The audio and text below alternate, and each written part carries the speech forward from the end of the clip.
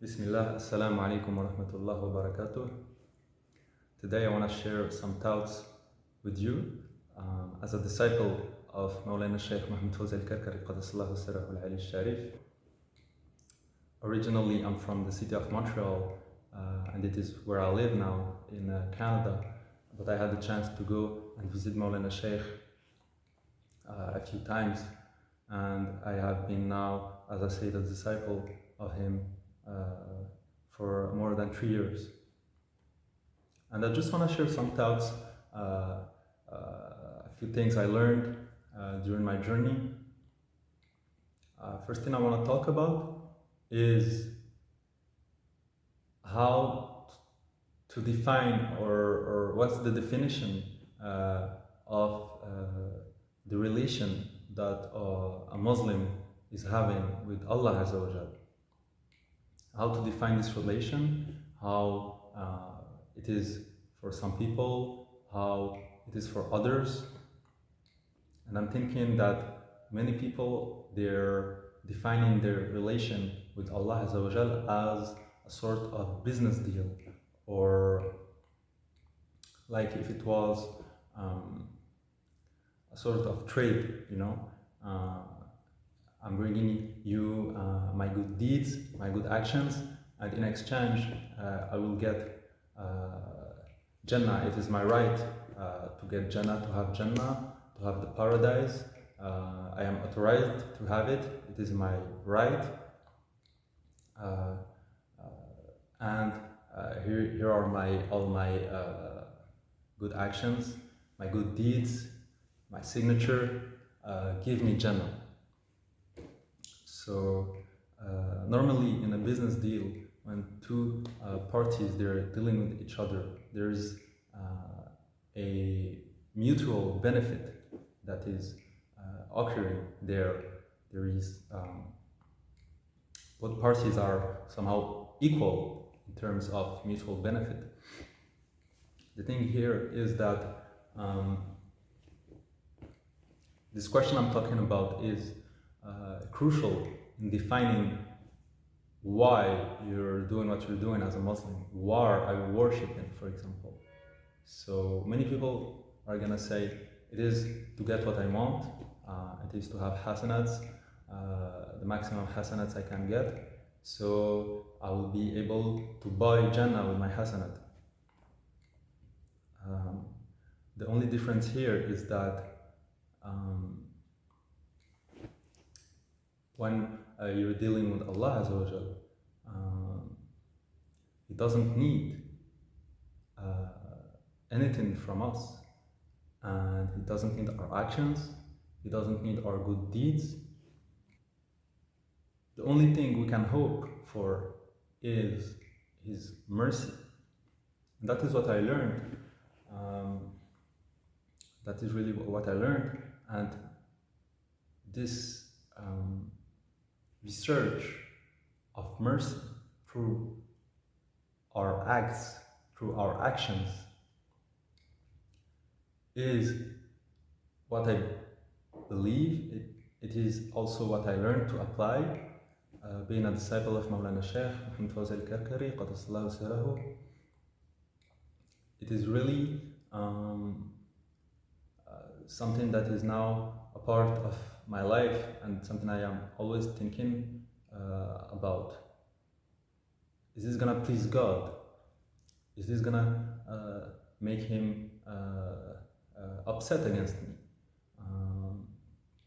I'm not only thinking to act for something I know I will get because I did this. No, I'm more searching to please Him, because I know at the end of the day, when we'll all be buried underground, we're not gonna go there with a contract and with terms and conditions. And I learned that it is really the mercy of Allah that we need to look for.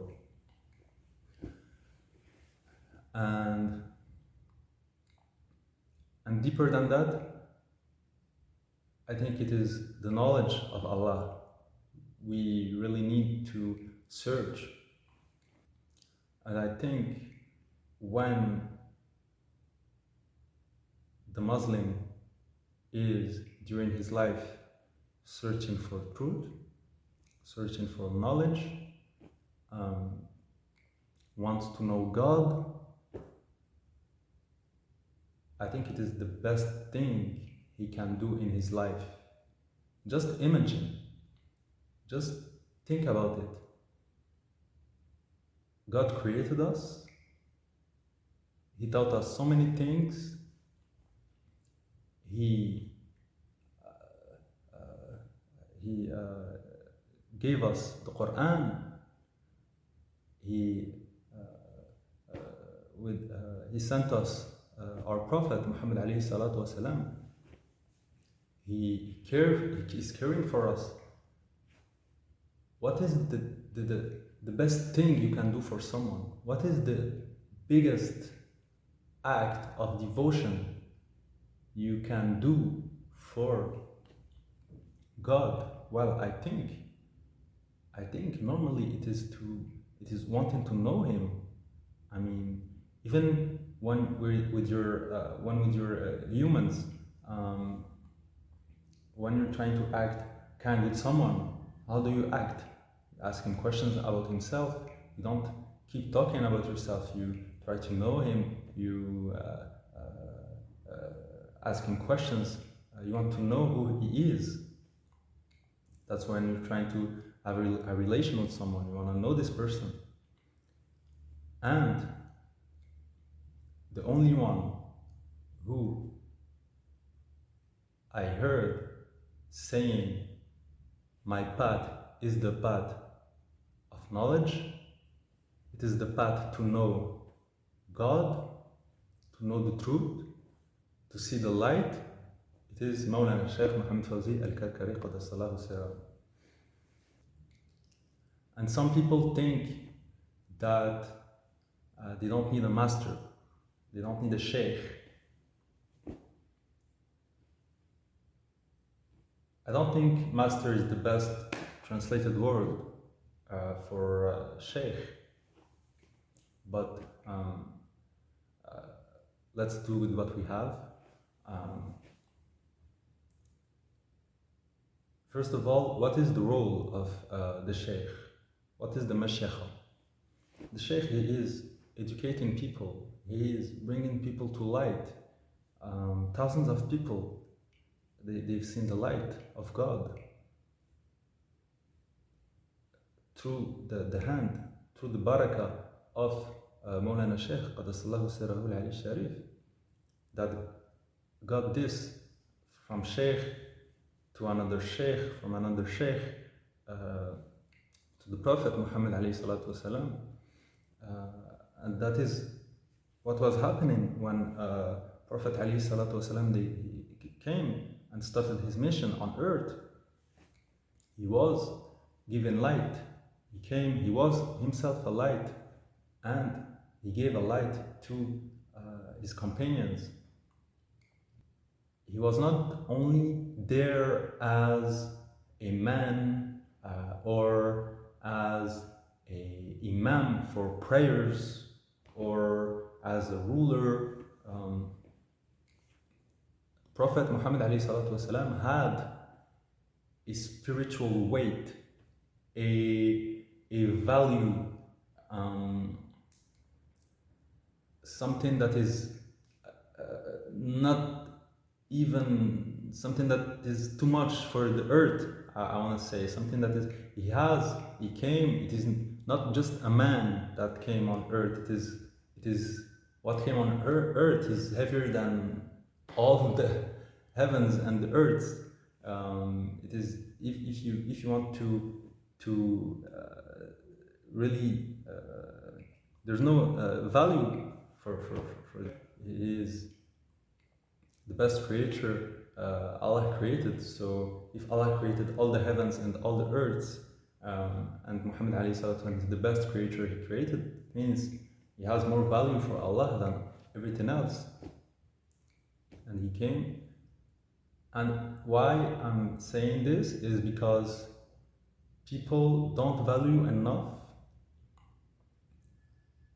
the spiritual weight someone can have. Sufi masters, anything Allah created has a spiritual value or a light power or an enlightenment power or a weight in the malakut or a weight in a value, a cosmic value, name it how you want to name it. And our Sheikh Mohammed al-Karkari has this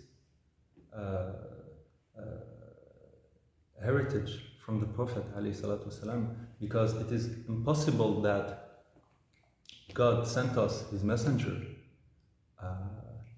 his last messenger, to bring us the rahmah, the mercy, which is Islam. And just like I mean by that, God will never send his messenger then cut all the influence of the presence of his light on earth.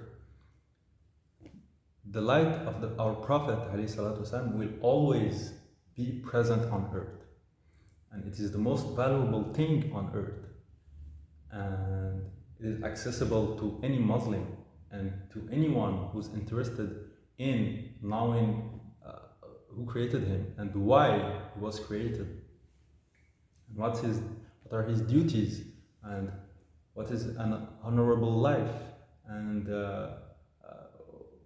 what journey should he take, what is really what he's gonna do with his time. Is he gonna witness the light of Allah Azza wa Jal, or is it not for him?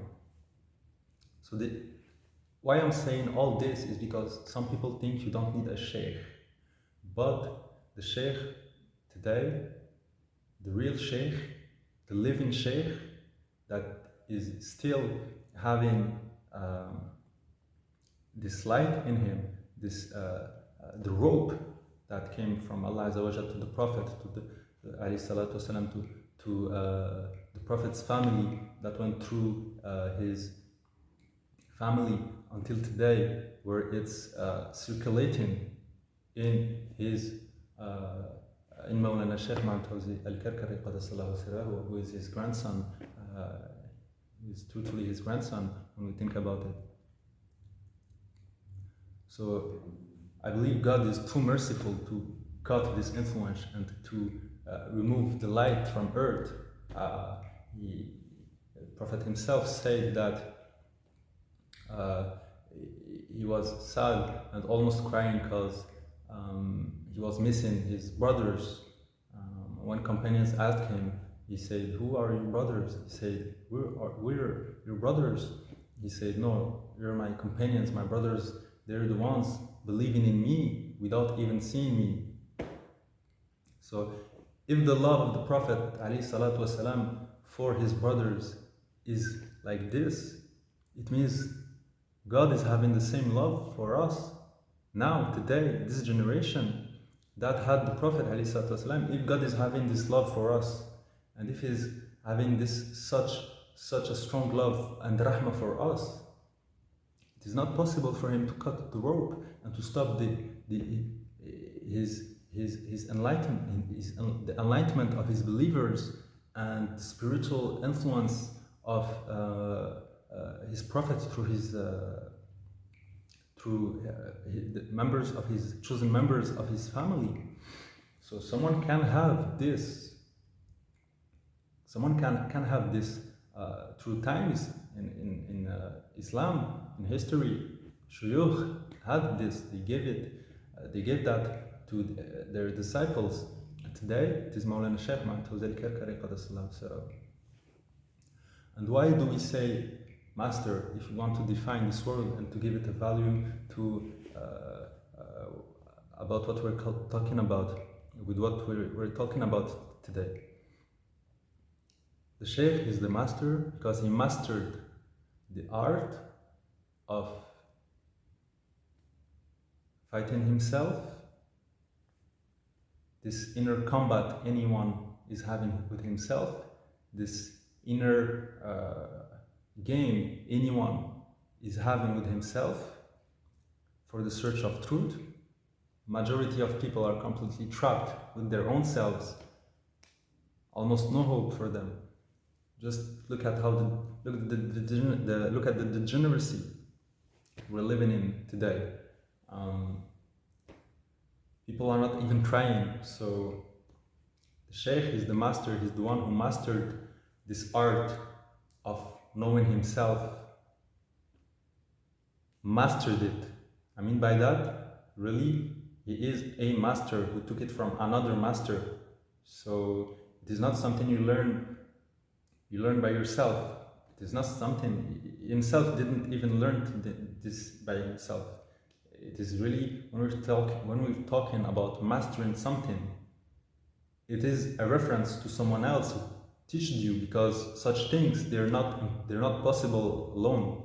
No, so it is too deep. It is too big. It is something. This is what should be called a master. So someone who took something from someone else, from another master. That's when you master something. If you're thinking you're good at something, don't say you master it or you're a master at it. If you didn't learn it from someone, you're still not a master, and you still don't master that thing. The word itself, it is a reference to someone else who gave you that, who passed you that. So even non-Muslims, any human on earth is having this own situation, this game, his mind is playing with him, and his nafs is following him everywhere. He's with himself, and anyone on earth is with himself. And many people are totally failing. As I told you, the degeneracy of today's world. So much people are taking medicine. So much people are are dying of overdose of drugs. So much people are not even able to have a proper life, feed their children correctly, stay away from addiction, be nice to their neighbors, not being in chaos, darkness. So it's not easy. It's not easy. And so much people are not trying. But the thing is that when you try, when you really want to do what God likes, God will put the master in your way. God will put the sheikh in your way when you're really trying, when you're really honest and trying to having a good intention, and when you're looking for God's satisfaction, and when you have this desire of knowing Him and knowing the truth, and when you really like the truth and you want to know the truth, and you've been looking for the truth so long, God will put a sheikh in your path. And this is what happened to Maulana Sheikh Mohammad himself, and he got the knowledge from his sheikh, that got it from his sheikh, until Muhammad alayhi salatu wasalam, our prophet. So the sheikh is really the one who mastered this. He's really the one who mastered the art of knowing himself, until the secret of his own self revealed itself to him. So it has value. It has value. Even scientists today, they're trying to they're having they're having these doubts. There are even scientists who were only doing stuff related to experimentations. They're now thinking beyond that. They're now having metaphysical questions, and they're trying to solve metaphysical problems. So that's what was done by Maulana Shaykh Mahfouz al-Karkari Qaddasallahu sirrahu, because truth reveals itself and has a value that comes from God. And from God, I mean by that, this domain of truth and this domain of metaphysical truth, knowledge, and pure spirituality has his specialists. So, like any other domain has its specialists, this domain has its specialists. First, our Prophet, we all know he was the city of knowledge, and then his family and the one who inherited this from him. So this is it. This is all for today. Thank you for watching. I hope you're all gonna enjoy Mawlid al-Nabawi this year. It is this week. At the time I'm recording this video.